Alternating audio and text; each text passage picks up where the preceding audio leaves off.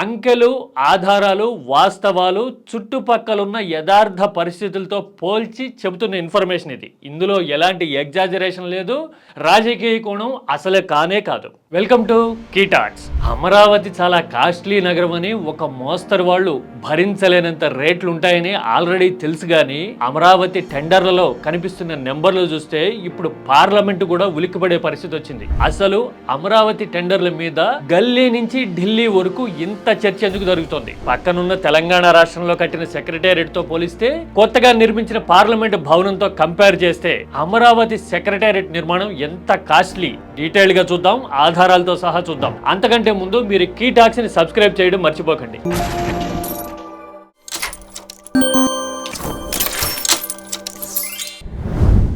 అమరావతిలో సెక్రటేరియట్ నిర్మాణం కోసం 4700 కోట్లతో ఆల్రెడీ టెండర్లు పిలిచారు. తొందరలో కవర్లు ఓపెన్ చేయబోతూ ఉన్నారు. సరిగ్గా 2 ఏళ్ల కిందట తెలంగాణలోనూ అప్పటి ముఖ్యమంత్రి కేసీఆర్ సెక్రటేరియట్ నిర్మించారు. అప్పుడు ఆ నిర్మాణానికి అయిన కాస్ట్ కేవలం 600 కోట్లు. ఆ తర్వాత ఇంచుమించు అదే సమయంలో మోడీ ప్రభుత్వం కొత్త పార్లమెంట్ భవనాన్ని నిర్మించింది. దానికైన ఖర్చు 1250 కోట్లు. స్వయంగా కేంద్రమే ఈ లెక్క పార్లమెంట్ లో చెప్పింది.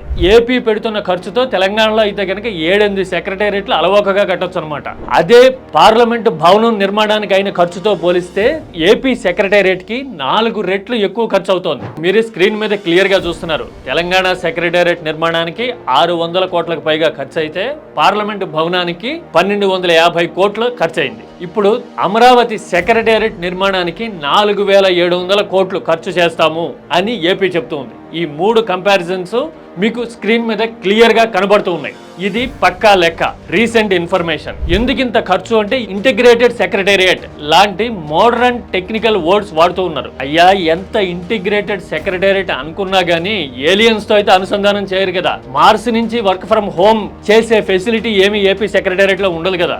ఈ మాత్రం దానికి 7 రెట్లు 8 రెట్లు ఖర్చు ఎందుకు పెరిగింది అనేది జనసామాన్యంలో ఉన్న ప్రశ్న. ఇదే మాట రాజధాని మంత్రి నారాయణ అడిగితే ఆయన చెప్తూ ఉన్నారు, 2018-19లో 41,000 కోట్ల పనులకి టెండర్లు పూర్తి చేశామని, 5,000 కోట్ల పనులు ఆల్రెడీ పూర్తయ్యాయి అని చెప్తున్నారు. అయితే అప్పటికే ఇప్పటికీ రేట్లలో మార్పు వచ్చినందువల్ల అంచనాలు సవరించాము అంటున్నారు. అంటే నారాయణ లెక్కల ప్రకారం 5,000 కోట్ల పనులు ఆల్రెడీ పూర్తయ్యాయి కదా, అంటే మిగిలింది 36,000 కోట్ల పనులు. ఎంత అంచనాలు సవరించినా గానీ ఒక 3,000 కోట్లు 4,000 కోట్లు పెరిగితే అనుకోవచ్చు. కానీ 36,000 కోట్ల పనులు ఇప్పుడు 64,000 కోట్లుగా కనబడుతోంది ప్రభుత్వం చెప్తున్న లెక్కల ప్రకారమే. ఇందులో 1-2 కేటగిరీస్ యాడ్ అయితే యాడ్ అయి ఉండొచ్చు, కానీ ఇంత రేట్లు పెరుగుతాయా అనే డౌట్ ప్రజల్లో వస్తూ ఉంది. పైగా ఇంకో మాట, అప్పటితో పోలిస్తే ఇప్పుడు రేట్లు పెరిగాయి అంటే భవన నిర్మాణానికి అయ్యే ఐరన్ సిమెంట్ రేట్లు ఎట్లా ఉన్నాయి అని మార్కెట్ స్టడీ చేస్తే కొన్ని వాస్తవాలు కళ్ళ ముందుకు వచ్చాయి. పోస్ట్ లాక్డౌన్ అంటే లాక్డౌన్ పీరియడ్ తర్వాత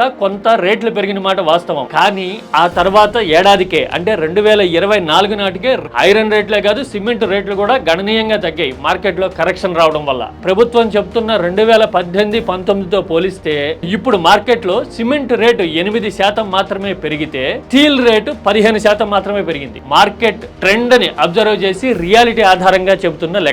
మరి 8-15% మాత్రమే పెరిగితే టెండర్ల అంచనాలు మాత్రం దాదాపు రెట్టింపైన పరిస్థితి ఏపీలో కనిపిస్తోంది. అందుకోసమే ఇప్పుడు అమరావతిలో బుద్ధుడే కాదు, దేశ పార్లమెంట్ సైతం నివ్వెరపోయి చూసే పరిస్థితి కనబడుతోంది. మీరేమంటారు? అమరావతి లెక్కలు చూస్తే మీకేమనిపిస్తోంది? మీ అభిప్రాయాన్ని కామెంట్ లో చెప్పండి. Don't forget to subscribe key talks.